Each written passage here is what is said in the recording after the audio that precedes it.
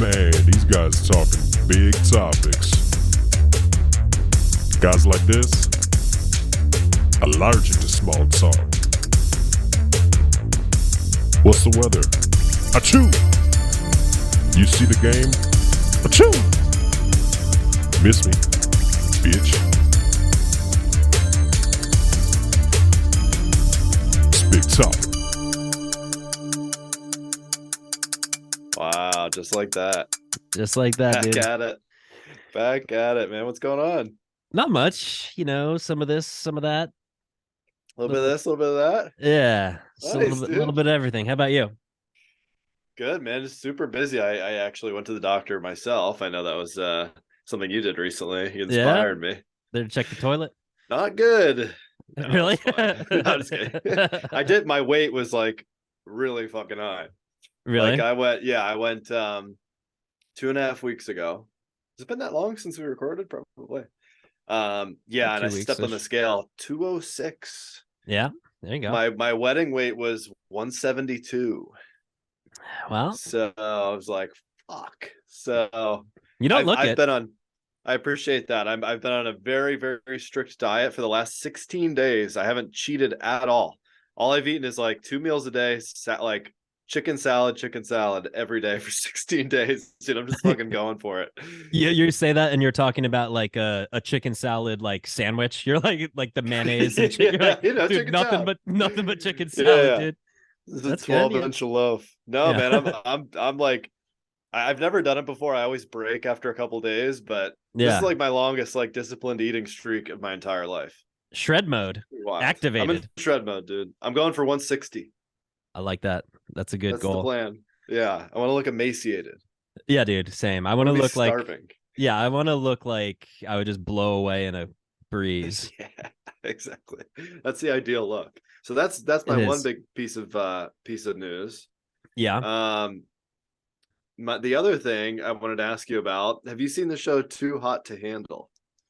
Oh yeah, dude. I've seen Too Hot to Handle. I've seen every season of it. I know that Have you really? Yeah. I've seen I've seen at least like the first couple episodes of each season. I think there's been three or four maybe. Every show like that, I love to give a little bit of a chance. I love to just get the very beginning. I'm a big Love Island head of all. I haven't seen that. Oh, dude, it's one of my favorites. I'm watching Australia right now. They got a new season. Wow. Yeah, it's the whole reason I have a VPN is to watch Love Island. Well, I think, and I could be wrong on this, but I think the folks that go on to Too Hot to Handle think they're going on Love Island, right? Isn't that the ruse? Something similar. Yeah, they think they're going on like a random like dating show, and then like fuckfest dating show. Yeah. And they're also, it's so funny, like them talking about, they're like, I just like, man, I can't go more than like 6 hours without sex. Like it is like, I know. And like, when they find out they can't do it, they're devastated. Yeah. Oh my God. It's insane. Did you watch the first episode of the new one? So my wife and I watched the first, I think, I don't know how many episodes there are, 3 or 4 of I'm not sure. I think it's season 4, whatever the latest one is. Yeah. And then that ended and we were like, fuck, there's no more. We're like watching this like with the baby, by the way. We realized like holding the baby subconsciously like drinking this in. And so we were like, fuck, we need more. So we went back to season 1. And I think we watched maybe the first episode and a half of season 1. But it's just it's awesome. It's really good, dude.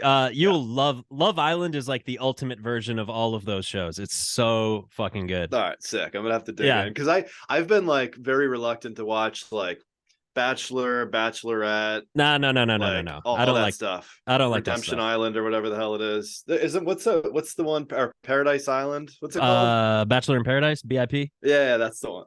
Yeah,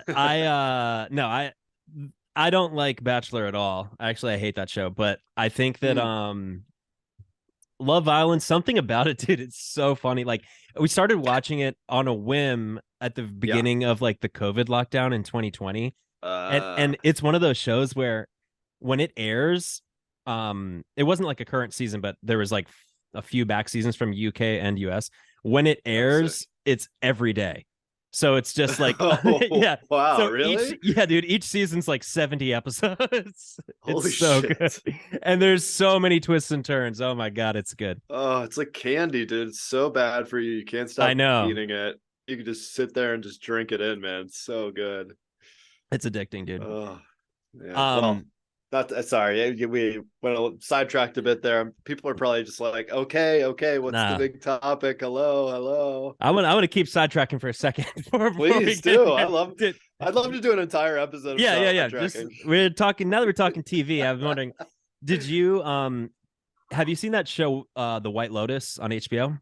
No, but I see it everywhere, like all over Reddit. I'm always on Reddit, and so Yeah. it's like been all over Reddit recently. Like I've heard about it. I don't know what it is. So Oh my God, dude, it's so good. So what is season it? it's like And what network is it on? First of all, before we dig in, it's on or HBO. like what's streaming?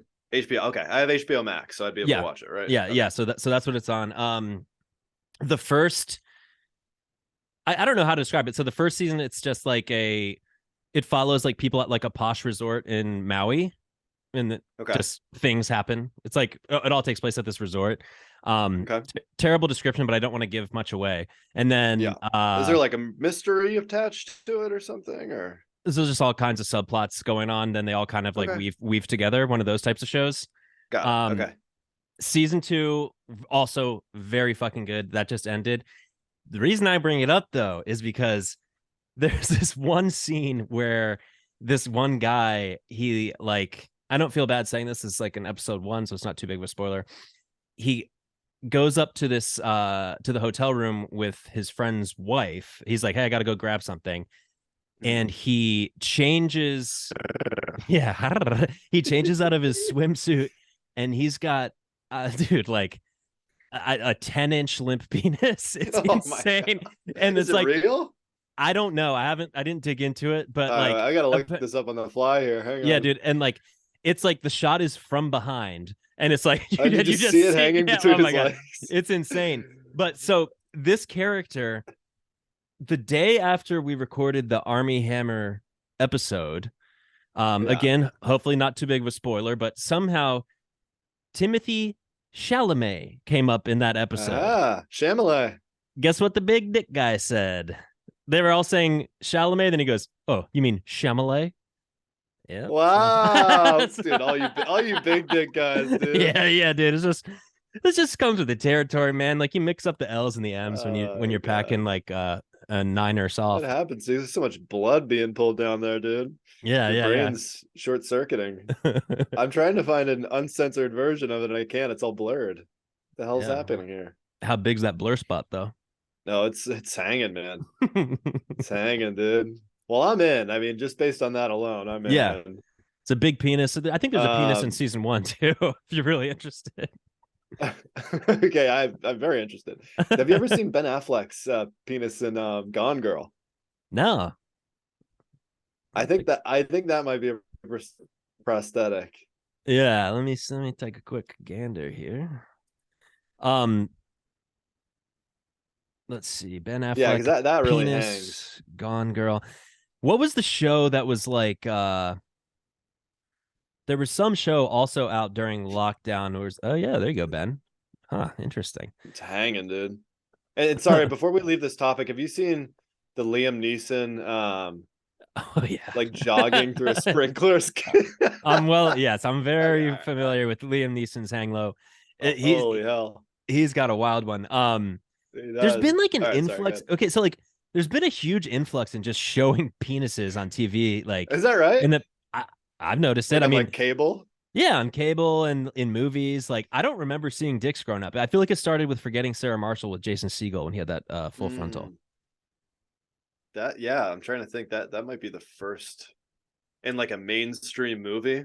Yeah, that's probably the first one that I can recall. Yeah, and it's always so big. Like, I mean, Jason Segel, normal, but a lot of these things are just like the White Lotus thing is.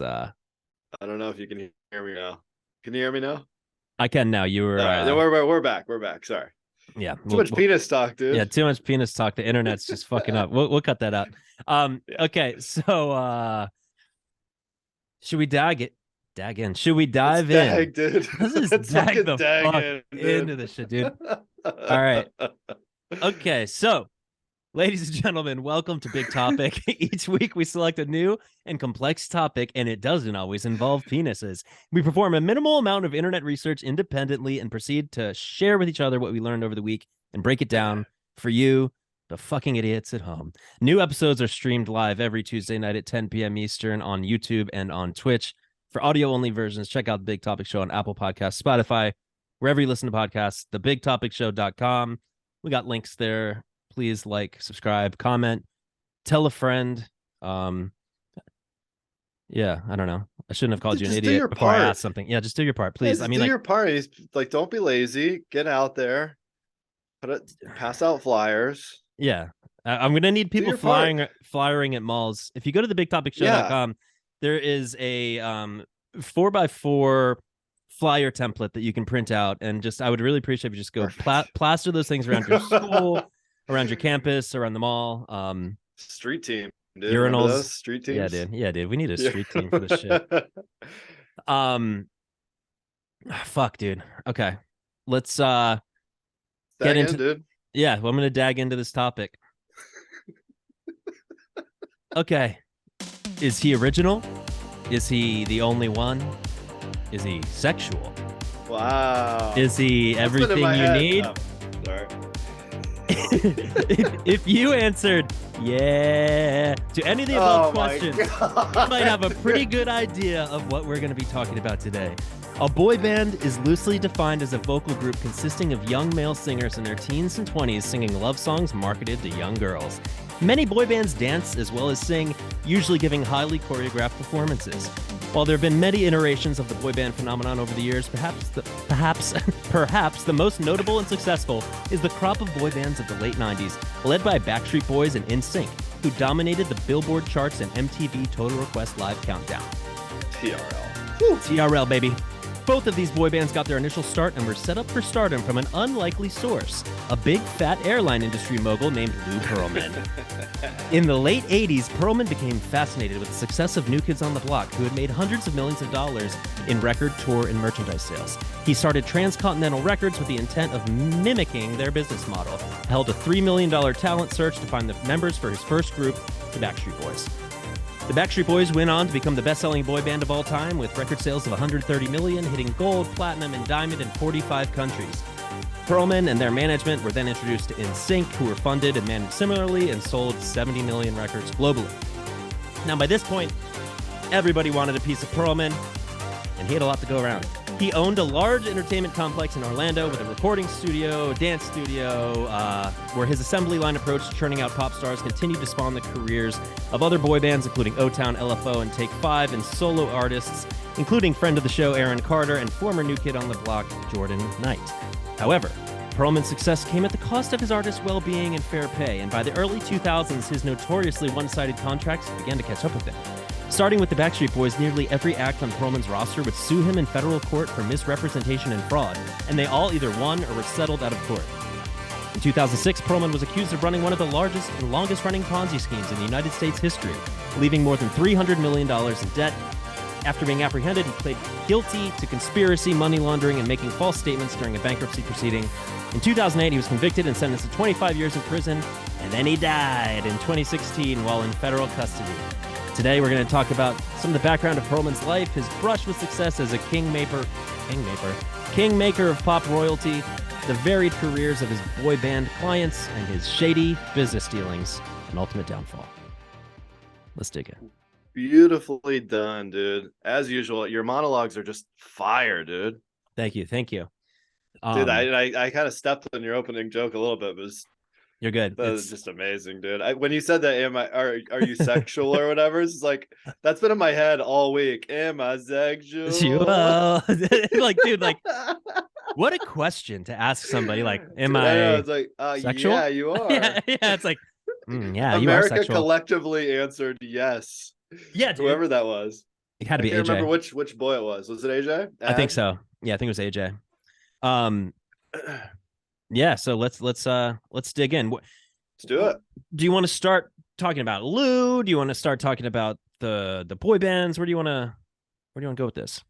Dude, wherever you want, man. I did a little digging on old sweet Lou. I mean, the guy's just a slippery, sneaky character. Oh, I dude, kind so of, slick.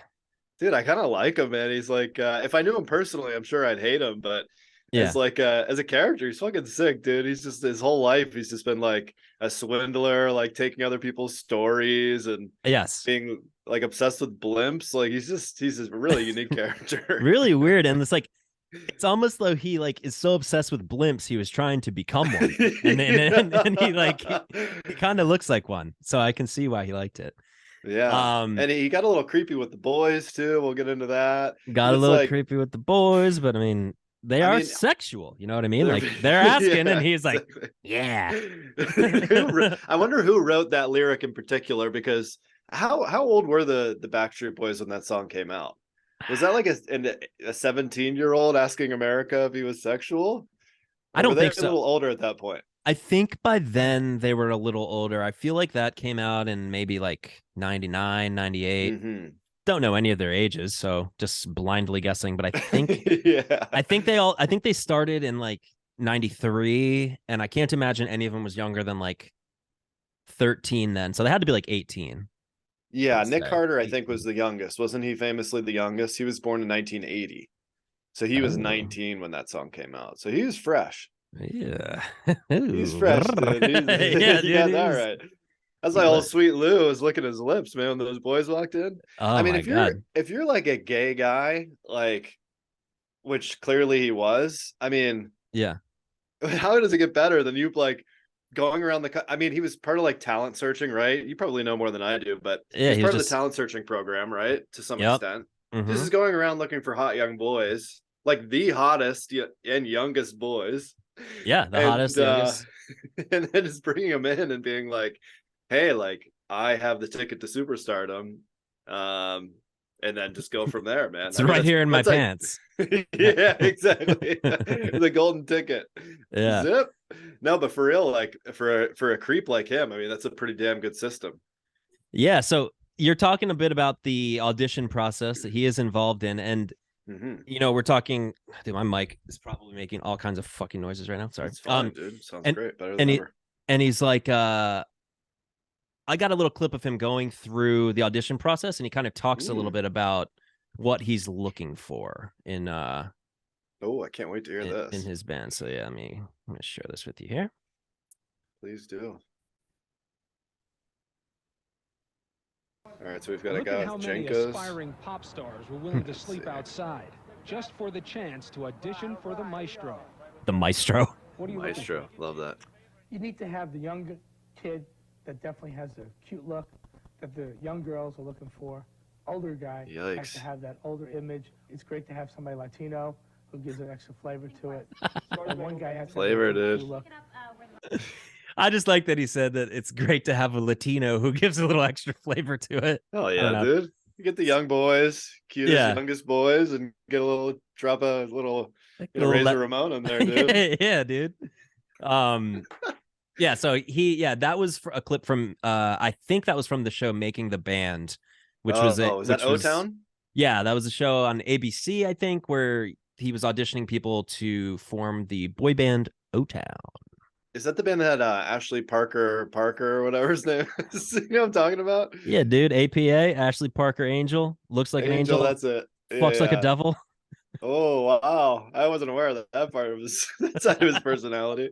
Oh, I mean, some of these guys are literally like tailor-made. Like, if you wanted to like genetically design a boy band member, that's what Ashley Parker. What is it? Ashley Parker what? Angel. Yeah. Ashley Parker Angel.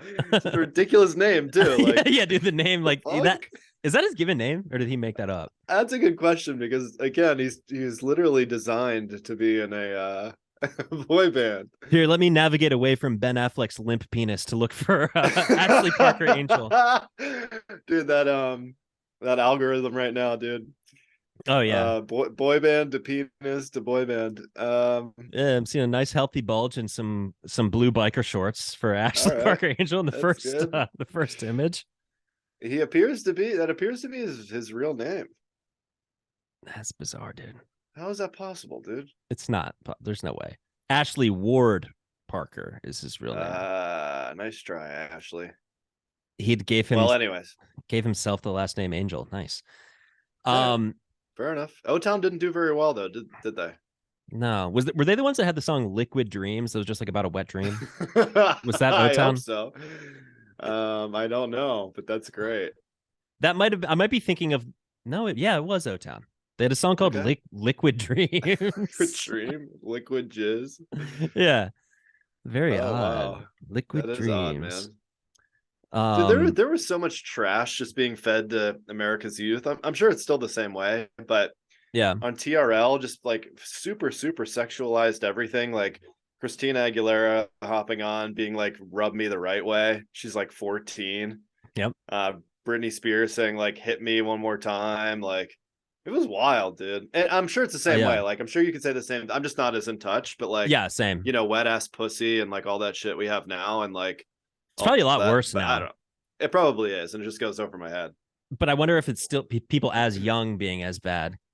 That's a good question. I think people are probably a little more sensitive to that these days. I remember, like, Britney Spears and Christina Aguilera were older than us, and so it was like, barely, ooh, yeah, but like by a few, couple years, yeah. And Mandy Moore came out, and she was a little bit closer, and I remember being like, "Ooh, Candy." She was hot. Yeah, she was like, when Britney and Christina were getting a little older, Mandy came in, fresh blood, dude. Yeah, thank God, right? No, dude, I'll never forget, man. I think I was in elementary school. I don't know what grade it was, but somebody got the Britney Spears CD, and they brought the book into school, like the booklet that came in the CD, and it was Britney Spears, and she's like, this is all memory. I'll look it up to confirm. Let's see how good my memory is. She's like sitting on the ground with like her, like on her knees, kind of like in a schoolgirl outfit and like pigtails and like looking up. Isn't that what the CD looked like? Let's see. I don't remember. I'm going to look it up right now and see how close I was.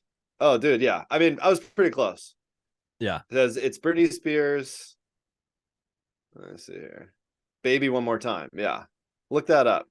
Okay. How old was she there? I think like 14 or something, like way too young. Fucking crazy. Yeah. Oh, it's in the music video. She's got this schoolgirl thing. That's what I was thinking of. Okay, yeah. I remember the video that I liked when I was young man was the Oops, I Did It Again red jumpsuit. Oh, baby. I think there's actually a little Mandela effect with that one. There's some Nelly Mandela going on. Some people, is that right? Some people think that they remember her having a headset microphone. I don't remember that at all. But I thought that was like the thing. That was like the joke back in the day when like we play local shows, and if a drummer had a mic, we'd call it the Britney Spears mic. Yes, and I've partaken in projects where the drummers have insisted on having that, and it's always fun. It's great. It looks cool, and if there's one thing very cool. And dude, drummers talking in between songs, that's something you're always gonna want at any show 100%, that you go to. You want that guy back there chiming in. Yeah. He's got some thoughts. By the way, Baby One More Time, written by Max Martin. Do you know old Max Martin? I do. The Swedish Hit Factory, dude. He wrote like almost all of these songs of all the bands we're going to talk about today. Crazy, dude. Yeah. He wrote I Want It That Way and It's Gonna Be Me. Like the same guy wrote those two songs. That's fucking crazy, dude. Dude, he wrote like every song of that era. If you look, Max Martin's discography is insane. He's like just hit after hit after hit after hit. Oh, he wrote for Coldplay? Yeah. So lame that Coldplay has like, oh, maybe he's just a keyboard. I don't know, dude. It drives me crazy when like prolific song, or I don't even know if prolific's the right word, but like songwriters that have like, you know, gained notoriety based on their own writing, like lean on other people to write for their band. I'm like, why? It's like not you. Yeah, it's like do your own thing, dude. Yeah, dude, that drives me crazy. I don't know. I'm sure you feel the same way, but like it drives me fucking crazy when like people like don't get credit for writing the song and people are more concerned with who sang it. I'm like, who gives a fuck who sang it? Like anyone could sing it. I completely coming up agree. with it is like, yeah, I assume you would, but like it drives me crazy. It's like, dude, this guy wrote all these fucking songs, and then like you hear that song and you're like, oh, like Nick Carter wrote that, or like that's Nick Carter's song. It's like, yes, dude, yeah. no, it's fucking Max Martin, bro. It's like, nah, dude, Come on. Max Martin wrote that, and he wrote literally everything. He even wrote "It's My Life" by Bon Jovi. Are you serious? Yeah, What the fuck? dude, Max That is Martin is the wild. shit. And it's, I feel like By the way, songwriting. every time I say serious, it pulls up Siri on my computer. That's so fucking annoying. Bitch. All right. Um, Anyways. yeah, Max Martin. They actually just added this year a new category to the Grammys for songwriters. So I think there is, Really? yeah, there has been a push a little bit towards that. Interesting. I like to hear that.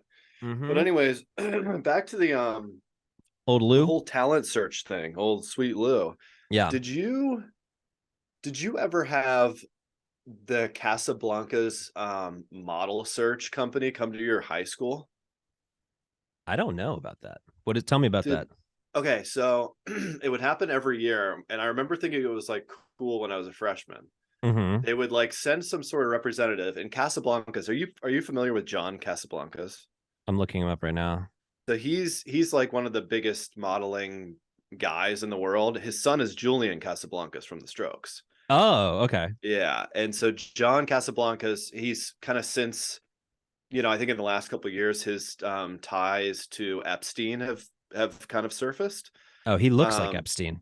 So yeah, it's like he's kind of, I mean, you kind of go back and you do the math, and it's like, yeah, that makes sense. But like, yeah, he was literally like, looking for talent to like kind of inject into that scene. He was like very tied into, the whole modeling world, one of the biggest guys in it, like I said. But anyways, yeah, they would send a representative to our high school.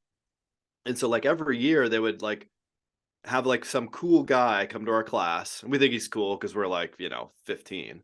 yeah. And he comes in, he's like, hey, like, who wants to be a model, man? We're all like, yeah, it's like, yeah. You think back, it's like he was like, they're sending people, like, how did our school allow that?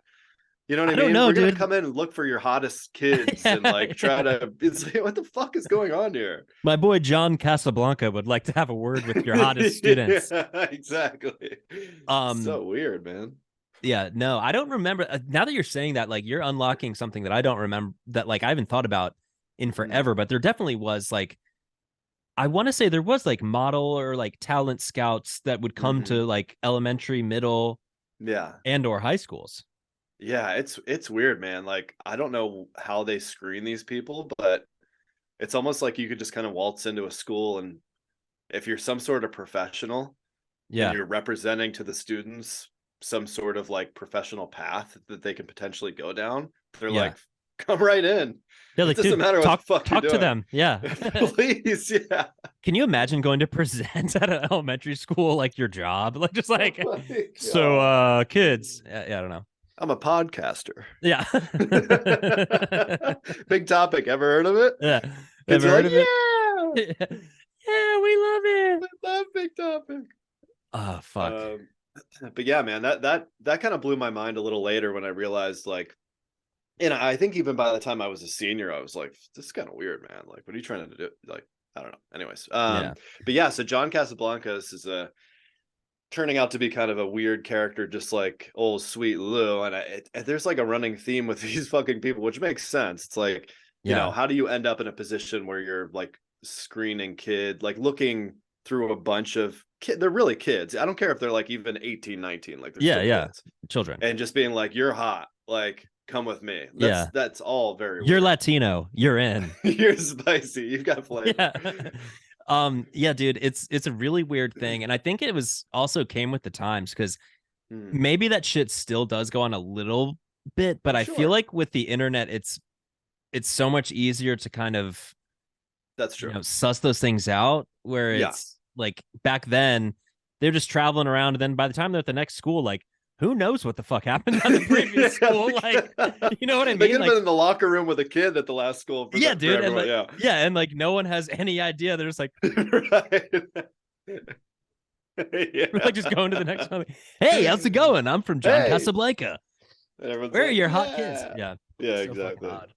It's weird, man. But so yeah, he also gives me Dan Snyder vibes too. Just his face.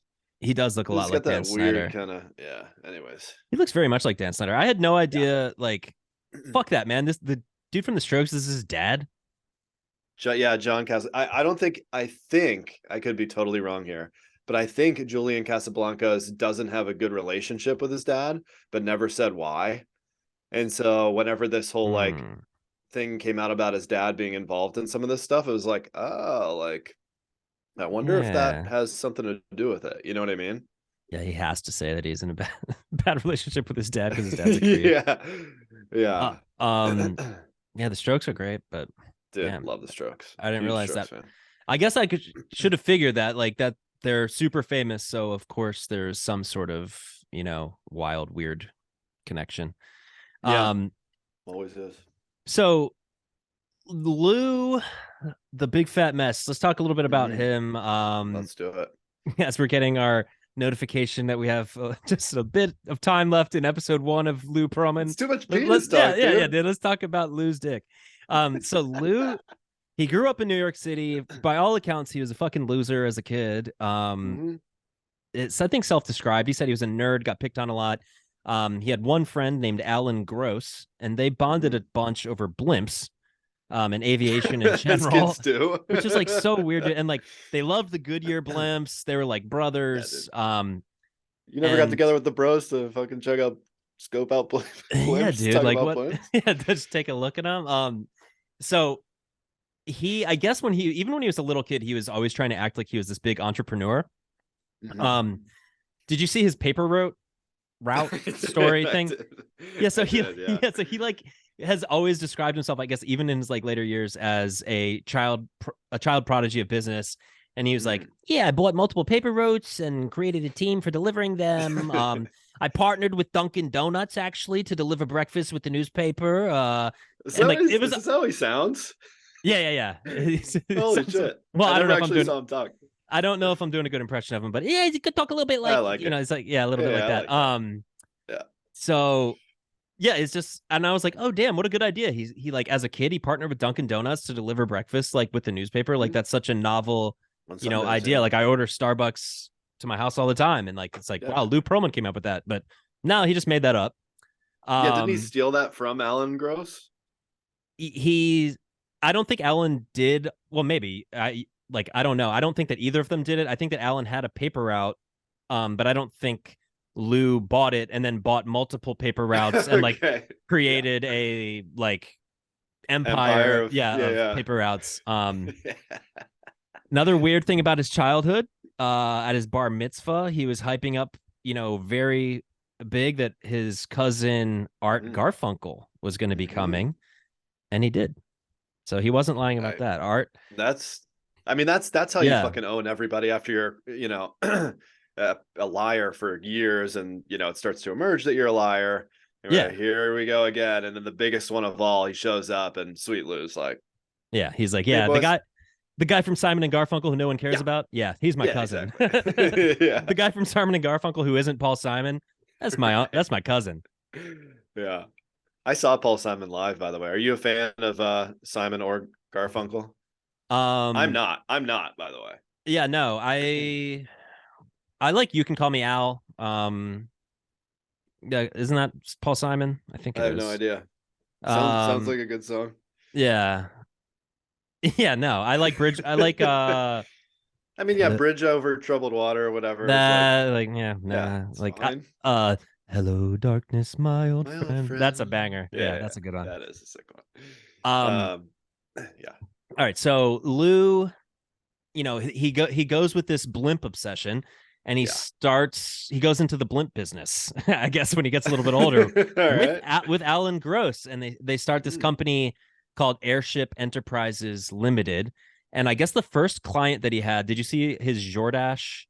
He did the jean. The jean company. Designer jean company. So I guess he's always tries to play himself off to be this like super luxe dude and like rich and successful. And so I guess he sold that he had these awesome blimps to Jordache, but what he actually did was he bought a blimp for $10K and painted it with $50,000 worth of real gold. And then it crashed, and he took an insurance claim for $3 million. And then Alan thought that was weird. Alan tipped out. And Alan thought that was weird. Yeah, Alan's like, no thanks, dude. This is weird, dude. He's like, well, this is illegal. Then he moves to Orlando. He buys a blimp hangar, changes the name, I think, to Airship International Unlimited. I can't really decipher my notes. He got clients like McDonald's and MetLife. And it was there where he started leasing luxury planes, and he leased one to New Kids on the Block, and he realized that the music biz was a little bit bigger than his, phony airline charter thing that he had going on. Yeah, shocking revelation, I'm sure, for him at the time. But yeah, I mean, a lot of money to be made, and putting together a nice shiny product for young Americans to drink in, man. I mean, dude, these bands were shiny, oily, huge. Oh my god, massive, young. Dude. Yeah. Rippling. Frosted tipped. Beautiful. So he's down in Orlando, tourist capital of the world. Mm-hmm. A lot of talent working down at the theme parks, young entertainers. Right? So he puts an ad in the Orlando Sentinel to compose a vocal group with a New Kids on the Block look with a Boys to Men sound.